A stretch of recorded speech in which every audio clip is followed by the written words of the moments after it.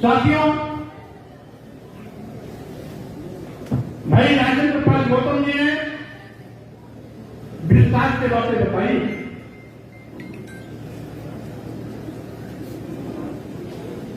हमारे देश में समय समय पर अनेकों सामाजिक परिवर्तन के महापुरुषों ने हमें सावधान और सजग करने का काम किया है। सामाजिक परिवर्तन के महानायक ज्योतिराव फुले जी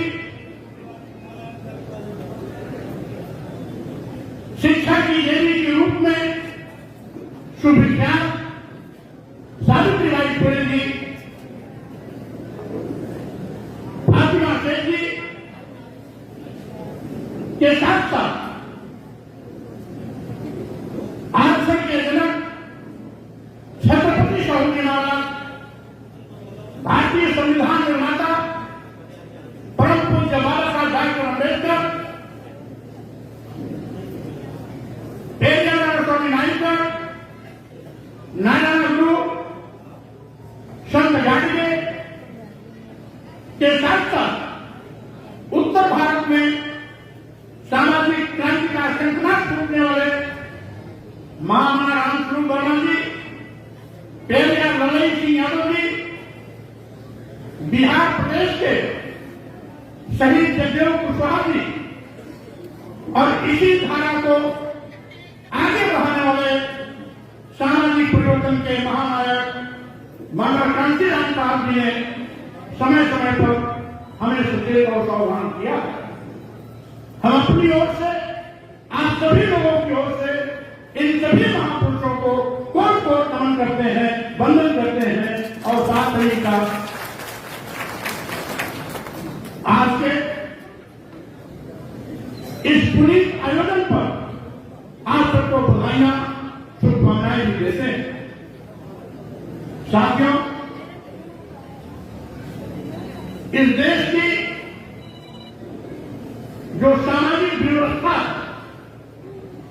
जिसके तहत जात-पात, छुआछूत, ऊंच नीच, भेदभाव इस देश में कैंसर के रूप में देश और समाज को कमजोर करने का काम लंबे अरसे तक किया।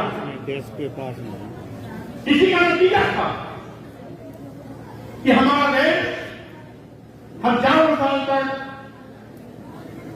गुलामी का शिकार भी हुआ। हजारों साल तक जो भारत कभी सोने की चिड़िया कहलाता था, जिस भारत में सुख समृद्धि थी, दूध घी की नदियां बहती थी, ये कहावतें हमने सुनी है, वही भारत हजारों साल तक गुलामी की काफी खेलने के लिए मजबूर हुआ। जिस भारत में सम्राट चंद्र मोहन जैसे महान प्रतापी सम्राट विश्व नेता सिकंदर को परास्त करके नाश करने का काम किया, वही भारत हजारों साल तक गुलाम रहा। आखिर क्यों? इसीलिए यहां के कुछ चंद चतुर लोगों ने हमें जातियों में बांट दिया, हमें ऊंच नीच में बांट दिया, हमें छूत और अछूत में बांट दिया। डिवाइड एंड रूल के तहत ऐसे लोगों ने न केवल समाज को बांटा, बल्कि समय समय पर हमारा देश भी बटा। आप जानते हैं, सम्राट अशोक के जमाने में हमारे भारत की सीमा इराक और ईरान तक जाती थी। बर्मा, म्यांमार हमारे देश का हिस्सा था, नेपाल भी हमारे देश का हिस्सा था। नेपाल से लेकर म्यांमार और अफगानिस्तान में हमारे देश का हिस्सा था। ईरान तक सीमाएं जाती थी, लेकिन क्या कारण है, दिनों दिन भारत छोटा होता गया। यही बांटने वाले लोग अपने स्वार्थ की पूर्ति में समाज को भी बांटा, देश को भी बांटा, समाज को भी कमजोर किया, राष्ट्र को भी कमजोर किया। आज फिर कुछ लोग देश को बांटने की कोशिश में लगे हुए हैं। आपको सावधान रहना। यही नहीं, वो कौन से लोग थे जो हमें लंबे अरसे तक शिक्षा से वंचित किया था। इस देश की स्त्रियों को भी पढ़ने लिखने से वंचित किया गया था। उस समय का शुभ वाक्य होता था, नारी शूद्रो न विजेता। इस देश की स्त्रियों को और शूद्रों को नहीं पढ़ना चाहिए, विद्या नहीं देनी चाहिए। ये कौन से लोग थे? क्या अगर सभी शिक्षित होते तो हमारा देश शिक्षा के क्षेत्र में दुनिया में सबसे आगे खड़ा होता। लेकिन ऐसे ही लोगों को चलते ये देश अशिक्षित देशों की लाइन में इस्तेमाल होता। ऐसे ही समय में जब अंग्रेजी हुकूमत थी, चूंकि अंग्रेजों की नजर में सभी भारतीय एक जैसे थे। वो इंडियन चार्ट डाक कहते थे। पूरे भारत के लोगों को अंग्रेज इंडियन चार्ट डाक कहते थे। इंडियंस को काला कहते थे, काले लोग। ऐसे समय में जब यहां की तमाम विषमताओं पर सामाजिक परिवर्तन के हमारे महापुरुषों ने उनको जानकारी दी कि यहां पर स्त्रियों को पढ़ने लिखने का अधिकार नहीं है, तो 1835 में अंग्रेजी हुकूमत ने इस देश की महिलाओं को पढ़ने लिखने का अधिकार दिया। इसी प्रकार से जब हमारे महापुरुषों ने, विशेष रूप से ज्योतिबा फुले जी, उसमें अहम भूमिका की। उन्होंने अंग्रेजों से मिलकर जब सारी सामाजिक विषमताओं के विषय में अवगत कराया, अंग्रेजों को कन्विंस किया, तो उन्होंने इस देश के अनुसूचित जात, अनुसूचित जनजात, पिछड़ों को भी पढ़ने लिखने का अधिकार दिया। अंग्रेजों ने महिलाओं को भी पढ़ने लिखने का अधिकार दिया। और उसी का नतीजा था कि ज्योतिबा फुले जी ने जब अपनी पत्नी को पढ़ाना शुरू किया, तो उनके घर के लोगों ने ही सबसे पहले ज्योतिबा फुले और उनकी पत्नी को घर से बाहर कर दिया। सावित्रीबाई फुले जी की हौसलाअफजाई के लिए फातिमा सेठ जी एक मार्गदर्शिका के रूप में भूमिका निभाई। उन्होंने उनको प्रोत्साहित किया। इत्तेफाक से फातिमा सेठ जी अच्छी पढ़ाई लिखाई कर रही थी और अध्यापक भी बन गई थी। उन्होंने न केवल पढ़ने के लिए प्रेरित किया, बल्कि पढ़ाई के बाद उनको स्कूल खोलने और खुद इस दिशा में आगे आने के लिए भी प्रोत्साहित किया, जिसका नतीजा रहा 1835 में चूंकि अंग्रेजी हुकूमत ने पढ़ने लिखने का अधिकार महिलाओं को दे ही दिया था, तो 1848 में पहला स्कूल ज्योतिबा फुले ने खोला। और फिर एक ही नहीं, लगातार समय समय का अंतराल देते हुए 18 विद्यालय खोले। सावित्रीबाई फुले पहली महिला शिक्षा बनी और जब स्कूल पढ़ाने जाती थी तो तमाम ऐसे लोग जो नहीं चाहते थे कि देश की महिलाएं पढ़ें, वो लोग सावित्रीबाई फुले पर स्कूल जाते वक्त गंदगी फेंका करती थी, कभी गोबर फेंकती थी, कभी मलमूत्र फेंका करती थी, स्कूल पहुंचकर सारी बदलती थी और फिर जब घर लौटती थी तो यही बच्चों की उनके साथ ही होती थी। सोचिए वो विपरीत प्रति कौन सी थी जिसमें इस देश की महिलाओं को पढ़ाई लिखाई से रोका जा रहा था। एक और हम कहते हैं यत्र नार्यस्तु पूजन्ते रमन्ते तत्र देवता, दूसरी ओर महिलाओं को पढ़ने लिखने से वंचित कर उनको जानवर समझकर जिंदगी जीने के लिए हम मजबूर करते रहे। ये हमारे वो लोग जो ऐसा वाली सोचते थे ऐसा करते रहे। साथियों, आज मैं कहना चाहूंगा, आज तो हम सब शुक्रगुजार हैं परम पूज्य डॉक्टर अम्बेडकर के, जिन्होंने भारतीय संविधान के माध्यम से आज हमें धन धरती शिक्षा सम्मान तो मौलिक अधिकार देकर एक बड़ा काम किया। हजारों साल की गुलामी क्यों बेड़ियां जिसने न केवल हमको शूद्र कह करके जानवर से बदतर जिंदगी जीने के लिए मजबूर किया जाता रहा, वही समाज को बाबा साहब डॉक्टर अम्बेडकर ने भारतीय संविधान के माध्यम से मौलिक अधिकार से जोड़कर हमें हमारे सम्मान स्वाभिमान का रास्ता प्रस्तुत किया।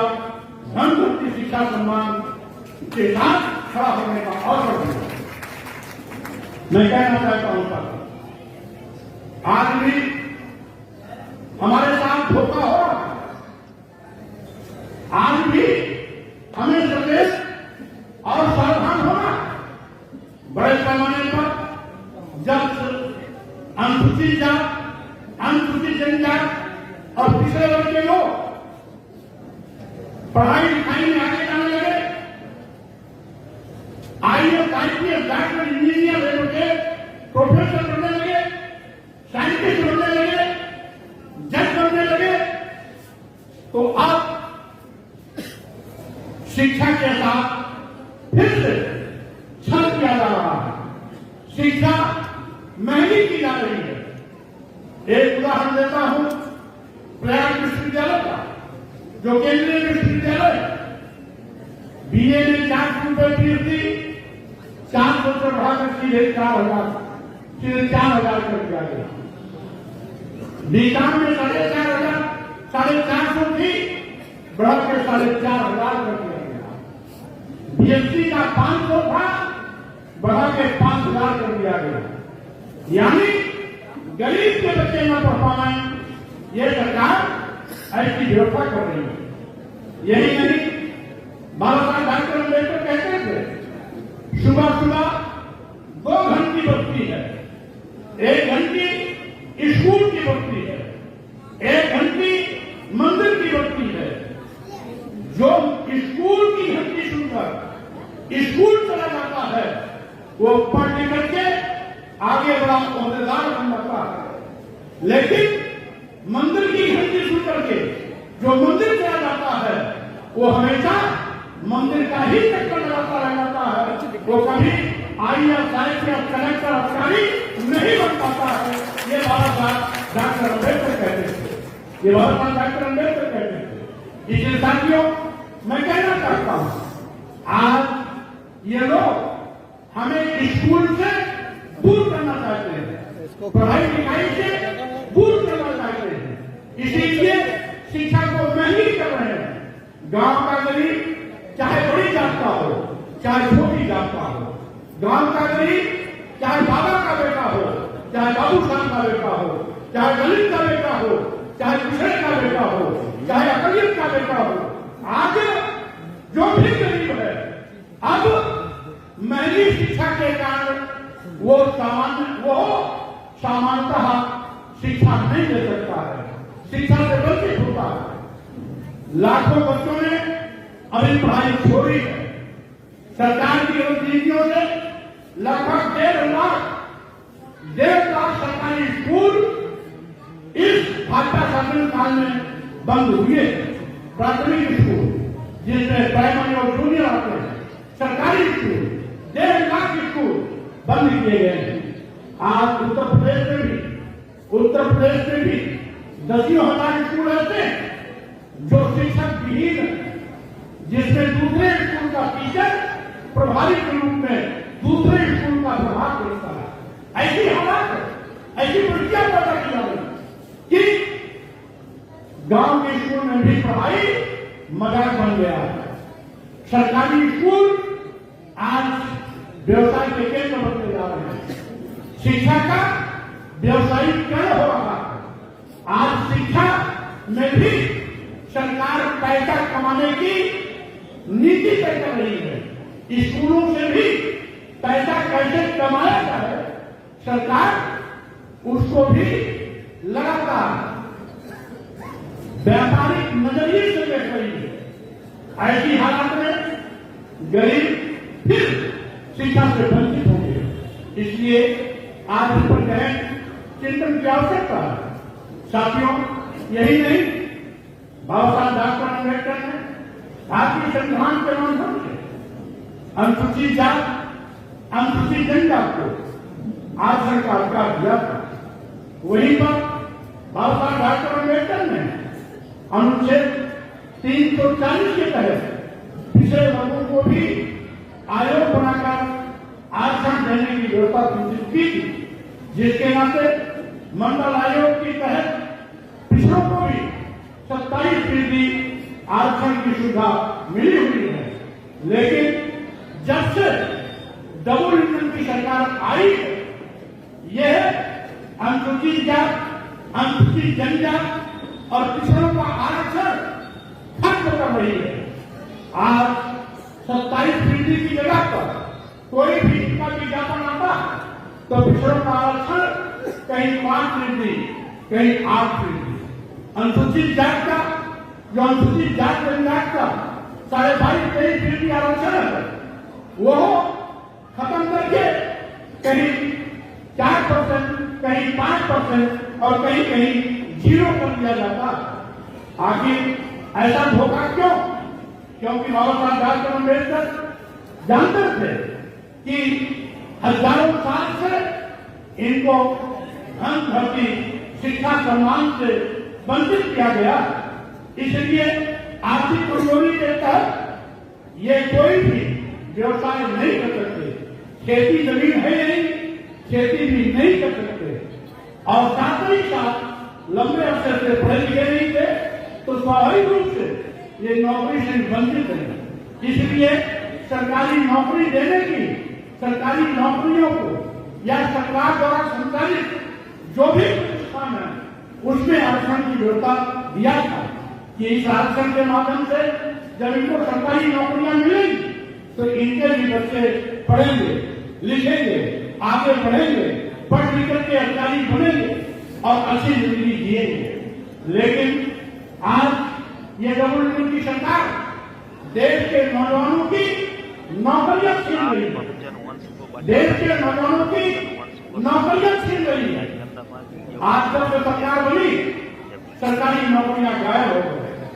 सामान्य वर्ग के लोग, अनुसूचित जात के लोग, अनुसूचित जनजाति के लोग, पिछड़े वर्ग के लोग, किसी भी समाज के हो, हर समाज का प्राधिकार नौजवान आज बेरोजगारी का दंश झेल रहा है। आज नौकरी के लिए परेशान है, जिसके नाते मजबूरी में उसको आउटसोर्सिंग की नौकरियां करनी पड़ रही हैं। हमने देखा है तमाम पढ़े लिखे बीटेक करके आउटसोर्सिंग की नौकरी में 10-12 हजार 14 हजार पर नौकरी कर रहे हैं। हमने कई जगह देखा, बस्ती गया था, एक चाय की दुकान पर बड़ा सा बोर्ड लगा था और बोर्ड में क्या लिखा था? बीटेक चाय वाला, बीटेक चाय वाला। एक टैक्सी चालक अपनी टैक्सी में लिखा था बीटेक टैक्सी वाला। इस तरीके से आज बेरोजगारी का आलम। आज पढ़े लिखे डॉक्टर, इंजीनियर आज दर ठोकरे खा रहे हैं। तमाम ग्रेजुएट, पोस्ट ग्रेजुएट लड़के आज सड़क पर भीख मांगने जैसी स्थिति के दौर से कर रहे हैं। और यही नहीं साथी, आज सरकार कहने के लिए बड़ी अच्छी अच्छी लचेदार बातें करती है, लेकिन इंजीनियर में ठोक है। अभी गौतम जी ने ये किया कि अभी भारत सरकार ने 340 IAS लिटरल एंट्री के नाम पर बढ़ाया। 340 IAS में एक भी शेड्यूल कास्ट का व्यक्ति नहीं, एक भी शेड्यूल ट्राइब का व्यक्ति नहीं, एक भी बैकवर्ड क्लास का व्यक्ति नहीं। आखिर क्यों? वोट लेने के लिए हम हिंदू हैं, लेकिन जब हमारी नौकरी की बात आती है तो हम अछूत हो जाते हैं। वोट के लिए दलित भी हिंदू, आदिवासी भी हिंदू, पिछड़ा भी हिंदू, जब आरक्षण की बात आती है तो हम दूध की मक्खी का दर्जा बाहर कर दिए जाते हैं। आखिर क्यों? वोट के लिए अगर हम हिंदू हैं तो सत्ता शासन में भागीदारी के लिए भी हमें हिंदू माना जाए। अगर वोट के लिए हम हिंदू हैं तो नौकरी के लिए भी हमारे नौकरी के साथ खिलवाड़ क्यों?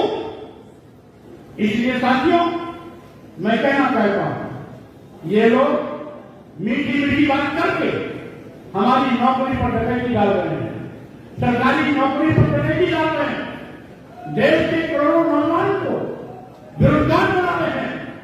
और यही नहीं साथियों, अनुसूचित जात, अनुसूचित जनजात और पिछड़ों के साथ भेदभाव कर रहे हैं।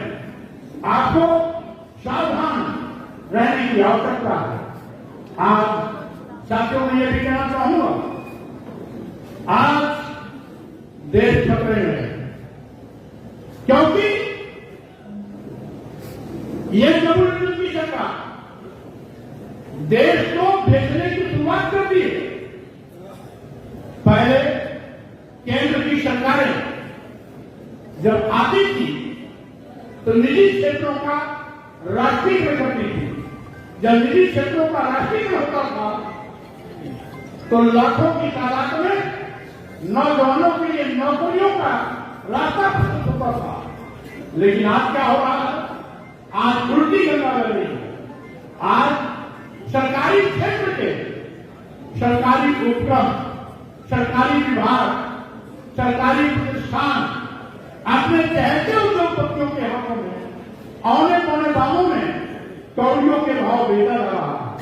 आप जानते हैं, देश के सभी बंदरगाह बेच दिए गए, सभी एयरपोर्ट बेच दिए गए, एयर इंडिया बेच दिया गया, सभी रेलवे स्टेशन बेच दिए गए, कई दर्जन ट्रेनें बेच दी गई, LIC जैसी बड़ी संस्था बेच दी गई। मैं पूछना चाहता हूं माननीय प्रधानमंत्री जी, इन सारी सरकारी विभागों में देश के नौजवानों ने सपना पाला था कि हम कभी सरकारी नौकरी कर पाएंगे, जिससे उनको सरकारी नौकरियां मिलने की उम्मीद थी। आज ने उनकी उम्मीदों का गला घोट दिया, उन सरकारी विभागों को बेच दिया अदानी और अंबानी के हाथों में। आखिर ऐसा क्यों? अब अदानी और अंबानी के हाथ में चला गया तो अब सरकारी नहीं रह गया, अब अदानी की कंपनी हो गई, अंबानी की हो गई, तो नौजवानों को अब वहां भी आउटसोर्सिंग पर नौकरी करना पड़ेगा। 10,000, 15,000, 12,000। इसलिए साथियों, देश बेचा जा रहा है। ये सरकार इस विद्या को बड़ी से भी रोकता है। इस इंडिया कंपनी को कम से कम अपने राष्ट्र ग्रेट ब्रिटेन के लिए वफादार थी। यहां लूटी थी तो खजाना अपने देश के बैंक में डालती थी। लेकिन ये लोग क्या कर रहे हैं? ये तो अदानी और अंबानी की तिजोरी भर रहे हैं। यानी इनकी रिजल्ट में देश के लोग कूड़े करकट है। जो कुछ है अदानी है, अंबानी। यही कारण है कि देश की सारी संपत्तियां अदानी और अंबानी पर यह सरकार इतनी मेहरबान है कि एक एक करके देती जा रही है। मैं कहना चाहता हूं साथियों, आज संविधान भी कुछ कर रहे हैं, क्योंकि संविधान की जो आरक्षण की व्यवस्था है वो चकनाचूर की जा रही है। आरक्षण खत्म किया जा रहा है, आरक्षण के साथ खिलवाड़ किया जा रहा है, आरक्षण पर डकैती डाली जा रही है। अनुसूचित जात, अनुसूचित जात और पिछड़ों को आरक्षण से वंचित किया जा रहा है। यही नहीं, आज लोकसभा में, पार्लियामेंट में क्या हुआ? 145 सांसदों को जबरियन सरकार के इशारे पर बाहर कर दिया गया। सरकार बहस की मांग कर रही थी, जनता सरकार, विपक्ष के नेता सरकार से बहस की मांग कर रहे थे, लेकिन सरकार बहस में विश्वास नहीं है। इसमें बहस न कराकर वो सांसदों को ही बाहर का रास्ता दिखा दिया। सांसद होता इसीलिए कि उसमें चुन करके आने वाले सांसद देश, प्रदेश और अपने क्षेत्र की समस्याओं को एक करके उठाएं, सरकार के ध्यान में उन समस्याओं को उठाएं, सरकार उन समस्याओं का निराकरण करे, इसीलिए होती है। लेकिन क्योंकि सरकार का लोकतंत्र में यकीन नहीं है, इसलिए लोकतंत्र को भी कुचलने का प्रयास किया जा रहा है। यहां तक कि विपक्ष की आवाज को दबाने के लिए ईडी, सीबीआई, इनकम टैक्स का दुरुपयोग किया जा रहा है। इसलिए आज आपको सावधान होना हो। साथियों, जो हालात बदतर हैं, हमारा ध्यान भटकाने की कोशिश की जा रही है, हमारा ध्यान भटकाने की कोशिश की जा रही है, उससे आपको सावधान रहना है। और साथ ही साथ देश को बचाना है, लोकतंत्र को बचाना है, संविधान को बचाना है। इसलिए लोकतंत्र, संविधान और देश से खिलवाड़ करने वाले लोगों को बाहर का रास्ता दिखाना भी है। इस तैयारी के साथ आप सब मजबूती से आगे बढ़े। यहां मैं ये भी कहना चाहूंगा, हमारा भारतीय संविधान धर्मनिरपेक्ष संविधान है। हम सभी का समान रूप से सम्मान करते हैं। हमारी संस्कृति रही है, हिंदू, मुस्लिम, सिख, ईसाई सब है आपस में भाई भाई। आज उस भाईचारे की संस्कृति को, उस भाईचारे की संस्कृति को तोड़ा जा रहा है। हिंदू मुसलमानों की बीच में खाई पैदा कर हिंदू मुसलमानों को लड़ाने की नापाक कोशिश की जा रही है। और साथियों, ये बड़ी विडंबना कि जहां की संस्कृति रही बंधन का, हम पूरे विश्व को अपना परिवार मानते हैं, लेकिन पार्टी विशेष के लोग यहां पर धार्मिक उन्माद पैदा कर हिंदू मुसलमानों को आपस में लड़ाकर, हिंदू मुसलमानों को आपस में बांटकर राजनीति करने की कोशिश में लगे हुए। कुछ लोग हिंदू मुसलमानों की लाश पर अपनी राजनीतिक रोटियां सेकने की तैयारी में अभी अभी एक फर्जी वीडियो का खुलासा हुआ सोशल मीडिया में, ट्विटर पर जुबैर खान के नाम से एक ट्वीट किया गया कि योगी जी राम मंदिर और मुख्यमंत्री योगी जी को बम से उड़ाने की धमकी दी है। योगी जी की ही पुलिस ने उस मामले का खुलासा किया और दोनों गिरफ्तार भी हुए, एक मिश्रा जी, एक ठाकुर साहब। और ट्विटर डाला किसको गया था? जुबैर के नाम पर। एक मुस्लिम लड़के नाम और था, एक जुबैर था, एक मुस्लिम लड़के का नाम और था। उसके नाम पर ट्विटर डाला गया कि राम मंदिर और मुख्यमंत्री योगी को बम से उड़ा दिया जाएगा। जब जांच हुई, योगी जी की पुलिस ने जांच किया, कोई और दूसरी पुलिस नहीं जाती। तो जांच में ट्विटर करने वाले नेता को एक मिश्रा जी और एक ठाकुर साहब दोनों को उड़ा दिया। और इसका जो सरना था वो तिवारी लखनऊ के थे। ये देखिए, अगर ये प्रॉपर नहीं होता तो उस ट्विटर के माध्यम से पूरे मुस्लिम समाज को अपराधी बनाकर जनता की नजर में कटघरे में खड़ा करने की इनकी नापाक कोशिश की। और उनका संबंध कहीं और से नहीं, जो उसका करना था उसका फोटो वायरल हुआ तो माननीय मुख्यमंत्री जी को मुलबसा देते हुए नजर आ रहा है। सावधान रहना, ये कितने उल्टे खिलाड़ी, कहीं पर निगाहें कहीं पर निशाना, कहीं पर निगाहें कहीं पर निशाना। अगर वो झूठ खुलासा नहीं होता तो पूरा मुस्लिम समाज देश की जनता की नजर में अपराधी बन गया होगा।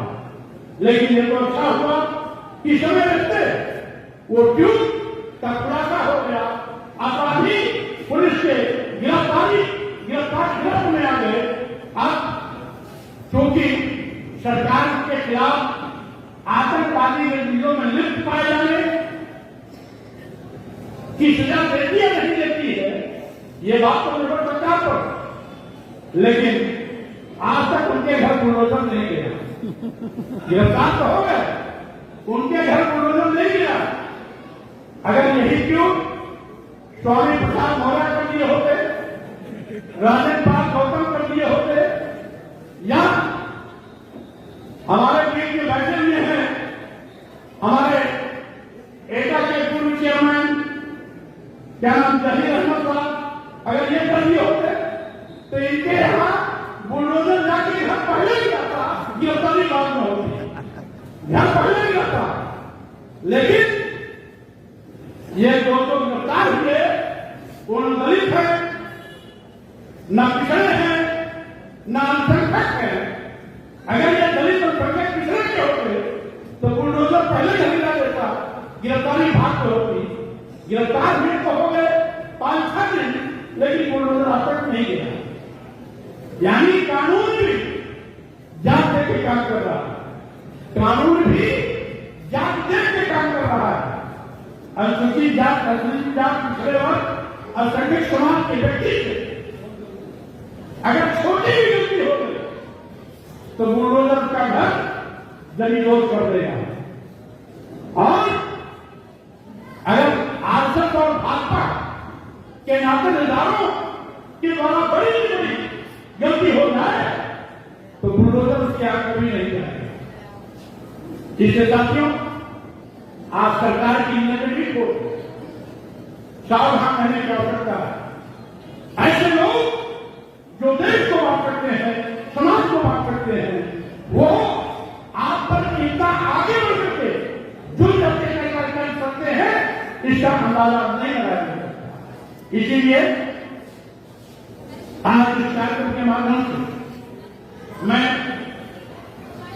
सावित्रीबाई फुले जी, महात्मा शेख जी को कोट नमन करता हूं और साथ ही साथ पंचशील दिवस जो 1888 1980 में ये एक सिन्हा जी के उनकी अध्यक्षता में पंचील झंडा सूचित किया गया था। 1880 में 1888 में लागू हुआ था वही पंचील जो हम लोग लगाते हैं, इसलिए आज पंचील दिवस भी आप मना रहे हैं। इसके लिए भी मैं आप सबको बहुत बहुत बधाइयां, बहुत बहुत शुभकामनाएं देता हूं।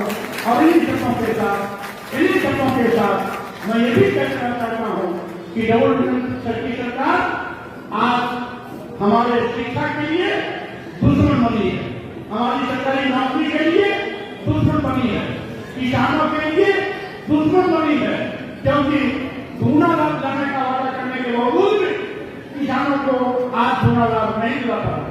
देश को आज महंगाई के नाते देश के लोग आज महंगाई से दबे हुए हैं। यही नहीं, आज बड़े पैमाने पर जुल्म अत्याचार और अन्याय की घटनाएं बढ़ी। इसलिए आइए हम सब मिलकर के देश, संविधान और लोकतंत्र से खिलवाड़ करने वाले लोगों को बाहर का रास्ता दिखाने का काम करें, उनको सत्ता से बात करने का काम करें। इन्हीं शब्दों के साथ में मैं आप सभी लोगों को बहुत बहुत धन्यवाद देता हूँ, बहुत बधाई देता हूँ, शुभकामनाएं देता हूँ और साथ ही साथ अपील भी करता हूँ कि आप अपने बच्चों को ज्यादा से ज्यादा पढ़ाएं, लिखाएं, विपरीत परिस्थितियों में भी हर दुख मुसीबत देखकर अपने बेटी और बेटों को पढ़ाना न भूलें, ज्यादा से ज्यादा पढ़ाएं लिखाएं। आज नहीं तो कल उनके भविष्य को बढ़ाने के लिए जो जिम्मेदारी हाथ पर है उसमें किसी प्रकार की कमी नहीं आनी चाहिए। इस अपील के साथ मैं अपनी बात पर